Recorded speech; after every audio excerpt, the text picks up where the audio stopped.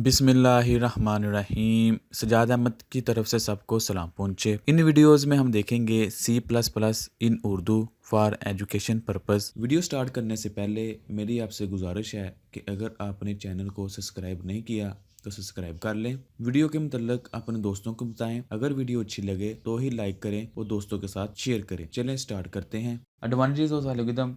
तो इसके एडवांटेज उसी तरह ही है कि रिड्यूस कम्प्लेक्सिटी, यानी कि एक बड़ी चीज़ को छोटे छोटे हिस्सों में पार्ट कर दिया जाता है ताकि उसकी कम्प्लेक्सिटी रिड्यूस हो जाए। Increase flexibility. फ्लेक्सिबिलिटी ये है कि उसमें आप चेंजिंग कर सकते हैं। हालांकि जो लैंग्वेज होती हैं जावा C++, उसके अंदर चेंजिंग करना मुश्किल हो जाता है। चूँकि हम सीडो कोड लिख रहे हैं, सिर्फ इंग्लिश में लिख रहे हैं, तो आप इसको चेंजिंग में कर सकते हैं। Easy of understanding. इसको अंडरस्टैंड करना भी आसान है क्योंकि ये सिंपल इंग्लिश में होती है, ना कि किसी खास स्पेसिफिक लैंग्वेज में।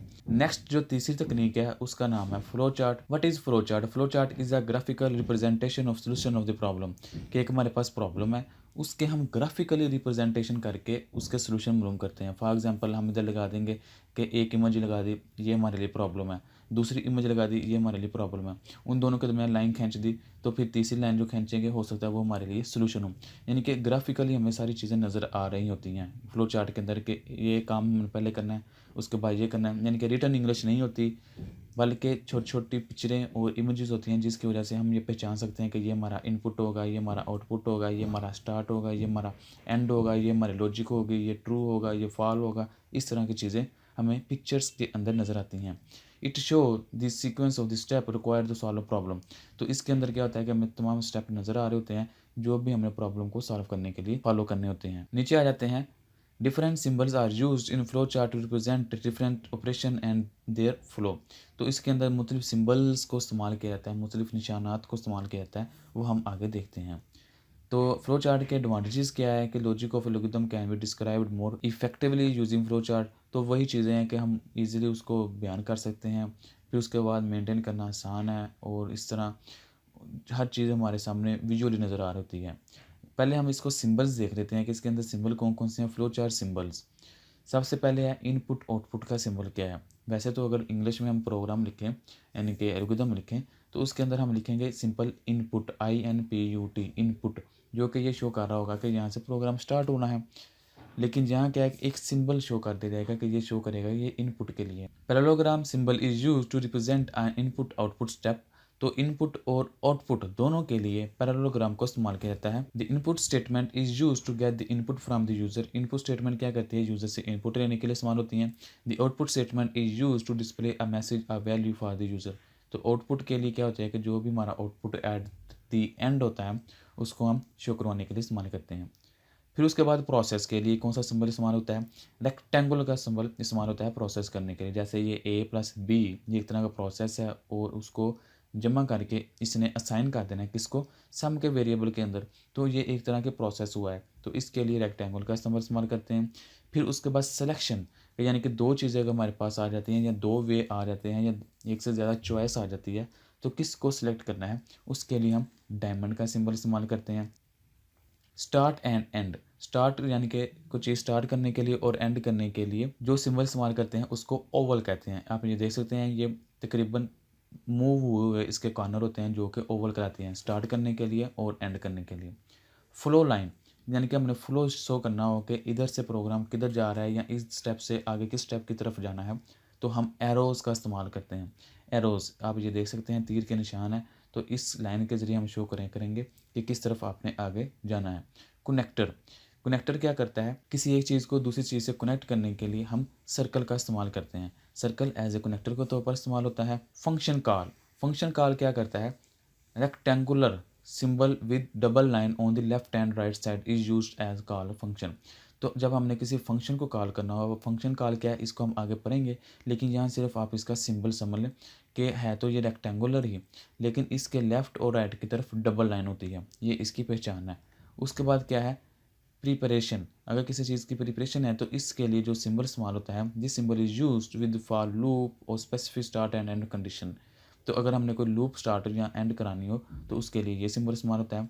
फिर उसके बाद गाइडलाइन है for the drawing the flow chart, कि आपने जब फ्लो चार्ट बनाना है तो उसके लिए कुछ रूल एंड रेगुलेशन है, आपने उसको फॉलो करते हुए यानी कि उस गाइडलाइन को फॉलो करते हुए वो फ्लो चार्ट ड्रा करना है। Different guidelines for drawing flow charts are as follow. सबसे पहले गाइडलाइन क्या है, the direction of the flow chart should be from top to bottom left to right, यानी कि जो फ्लो चार्ट होता है उसकी जो डायरेक्शन है यानी कि फ्लो है वो कह रहा है यहाँ टॉप से बॉटम की तरफ होगा, जिस तरह ये आप देख सकते हैं कि ऊपर से नीचे की तरफ, यहाँ फिर क्या होगा लेफ़्ट से राइट की तरफ होगा। इस तरह ये इसकी पहली गाइडलाइन है। दूसरी गाइडलाइन क्या है, the flow chart should start with start symbol and and with the end symbol, कि कोई भी आप फ्लो चार्ट बनाते हो उसके स्टार्ट जो जहाँ से भी हो रहा है वहाँ अपने स्टार्ट का सिंबल लगाना है और जहाँ एंड हो रहा है वहाँ एंड वाला सिंबल लगाना है। The intersection of flow lines in the flow chart should be avoided, कि उसके अंदर आप इंटरसेक्शन ना करें, यानी कि इस तरह कोई चीज़ ना करें। Only one line should come out of from the process symbol, तो प्रोसेस का सिंबल जो है उसमें से कह रहा है कि एक ही लाइन आए। Only one flow line must enter a decision symbol, तो डिसीजन सिंबल के अंदर भी कह रहा है कि सिर्फ एक लाइन ही है। होवेवर टू फ्लो लाइन्स में come out of the decision symbol for true और फॉल्स आंसर, तो इस तरह कह रहा है कि ट्रू और फॉल्स के लिए आप एक से ज़्यादा लाइन भी ले सकते हैं। Only one flow line is use with terminal symbol, terminal symbol के लिए कह रहा है कि सिर्फ एक लाइन इस्तेमाल होगी। The flow chart should be clear and easy to understand, कि फ्लो चार्ट क्लियरली होना चाहिए और इतना होना चाहिए कि ये ईजिली अंडरस्टैंड हो सके। The connector should be use to reduce the number of flow line if the flow chart become complex, तो आप कनेक्टर यूज़ कर सकते हैं अगर लाइनें लगाने से फ्लो चार्ट कम्प्लेक्स हो रहा है तब आप कनेक्टर लगा सकते हैं। The page numbers must be written clearly if the flow chart does not fit on one page, तो अगर कह रहा है कि पेजेस ज़्यादा हैं फ्लो चार्ट बनाते हुए, एक से ज़्यादा पेज के ऊपर आपको जाना पड़ रहा है, तो आपके पेजेस के नंबर क्लियर होने चाहिए ताकि पता चले कि ये पहला पेज, ये दूसरा, ये तीसरा, इस तरह। Limitation of the flow chart क्या है, लिमिटेशन मतलब होता है कि आप ये काम नहीं कर सकते या आपको एक हद कर दी जाती है कि इस हद से आप बाहर नहीं जाएंगे, एक लिमिट लगा दी जाती है। It is difficult to draw flow chart for the complex problem, कि कम्प्लेक्स प्रॉब्लम के लिए ये बहुत मुश्किल है, आप ये ना बनाएं कम्प्लेक्स प्रॉब्लम के लिए। The flow chart has to be redesign if any change is required, तो कह रहा है कि अगर कोई भी चेंज रिक्वायर्ड है तो पूरा फ्लो चार्ट डिस्टर्ब हो जाएगा, क्योंकि फ़र्ज़ करो आपने इधर से कुछ चेंज करनी है तो ये सारा आगे से चेंज करना पड़ेगा। तो एग्जाम्पल है the following flow chart, find the sum product average of 5 given number, कि 5 गिवन नंबर होंगे उनके हमने सम प्रोडक्ट एवरेज मालूम करना है। सबसे पहले क्या है कि स्टार्ट वाला सिंबल लगा दिया, उसके बाद ये आप सिंबल दे सकते हैं इनपुट के लिए, 5 नंबर लिए इनपुट ABCDE, फिर आप ये लाइन दे सकते हैं कि उसके बाद ये वाला स्टेप आएगा। तो इसमें क्या होगा, प्रोसेस होगा ABCDE को जमा करके सम के वेरिएबल में दे देंगे।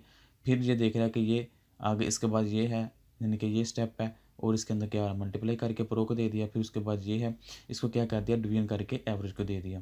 उसके बाद ये क्या है कि उन्होंने प्रिंट करवा दिया, ये एक तरह का आउटपुट का सिंबल है। तो इसमें क्या है एवरेज, प्रोडक्ट और सम को प्रिंट कर दिया और प्रोग्राम एंड पे एंड हो गया। तो इस तरह आप ये फ्लो चार्ट की एग्जांपल देख सकते हैं। सेम इसी तरह आप ये वाला एग्जांपल भी देख सकते हैं फ्लो चार्ट की, और एग्जांपल नंबर 3 भी देख सकते हैं। इसको मैं नहीं पढ़ता, आप खुद इसको देख सकते हैं। डिफरेंशिएट या difference between flow chart and algorithm वही है जो हम पहले देख चुके हुए हैं कि फ्लो चार्ट क्या है वो डिज़ाइन है और एल्गोरिथम क्या है वो रिटर्न सिंपल इंग्लिश है। तो आप ये बाकी सब देख सकते हैं, इसमें मैं रिपीट नहीं कर रहा हूँ, ये ऑलरेडी हम चीज़ें देख चुके हुए हैं।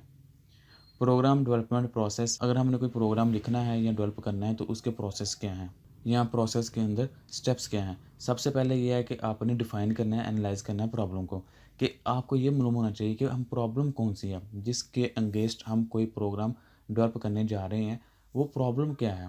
प्रॉब्लम होगा उसको डिफ़ाइन करेंगे, उसको एनालाइज करेंगे कि उसके कौन कौन से स्टेप हैं, तो फिर जाके दूसरा क्या स्टेप आता है डिज़ाइन द एल्गोरिथम। तो उस प्रॉब्लम के लिहाज से फिर हम एक एल्गोरिथम लिखेंगे रिटन इंग्लिश में, उर्दू में, किसी भी लैंग्वेज में। कोडिंग या राइटिंग द प्रोग्राम, फिर जो हमने इंग्लिश में प्रॉब्लम लिखे उसके सॉल्यूशन लिखे उसको हम कोडिंग करेंगे, यानी कि किसी भी प्रोग्रामिंग लैंग्वेज के अंदर सी हो गया, जावा हो गया, पाइथन हो गया, रूबी हो गया, इस तरह। टेस्टिंग द प्रोग्राम, जब सारा प्रोग्राम बन जाता है, सॉफ्टवेयर बन जाता है, फिर उसको टेस्ट किया जाता है। फाइनल डॉक्यूमेंटेशन, जब फाइनल प्रोग्राम बन जाता है तो फिर उसकी डॉक्यूमेंटेशन की जाती है। डॉक्यूमेंटेशन क्या होता है, एक रिटर्न प्रूफ होता है। जिस तरह आप देख सकते हैं कि कोई भी आप चीज़ लेते हैं, वॉशिंग मशीन लेते हैं, मोबाइल लेते हैं या कोई और चीज़ लेते हैं, तो उसके अंदर छोटा सा एक डायरी टाइप चीज़ निकलती है जिसके ऊपर बहुत कुछ लिखा होता है, इंग्लिश में, कोरियन लैंग्वेज में, चाइनीज़ लैंग्वेज में। वो उसकी डॉक्यूमेंटेशन होती है, वो ये बताती है कि इसने कैसे कैसे वर्क करना है, किस चीज़ ने ये काम करना है, बटन ने ये वाला काम करना है, ये वाला बटन ये काम करता है, इधर जाओगे तो ये काम होगा, इस तरह। इसी तरह जब सॉफ्टवेयर बनते हैं तो उसकी डॉक्यूमेंटेशन भी होती है कि ये चीज़ें इधर इधर पड़ी हैं, ये चीज़ें ये फंक्शनैलिटी सर अंजाम देती हैं। जो स्टेप ऑलरेडी मैंने बता दिए हैं, ये उनको उन्होंने इंग्लिश में बता दिया हुआ है कि ये क्या क्या करते हैं। Define and analysing the problem, कि किस तरह हम प्रॉब्लम को डिफाइन करते हैं, किस तरह उसको एनालाइज करते हैं। फिर उसके बाद क्या होता है, डिज़ाइन दी एल्गोरिथम। जो हमारे पास प्रॉब्लम होता है उसको रिटर्न इंग्लिश में लिख देते हैं, कोडिंग या राइटिंग प्रोग्राम। फिर उस प्रॉब्लम का जो हमने एल्गोरिथम लिखा है उसको देखते हुए हम क्या करते हैं, कोडिंग करते हैं। कोडिंग करने के बाद उसका आता है टेस्टिंग द प्रॉब्लम, कि प्रॉब्लम को टेस्ट किया जाता है कि आया कि जो हमने प्रोग्राम बनाया है वो सही काम कर रहा है या नहीं। आखिरी स्टेप में उसके अंदर फाइनल डॉक्यूमेंटेशन कर दिया जाता है, यानी कि उसका सब कुछ लिख दिया जाता है कि ये बटन ये काम करता है, ये वाला पेज ये है, ये वाला बैकग्राउंड इधर है, ये सब कुछ।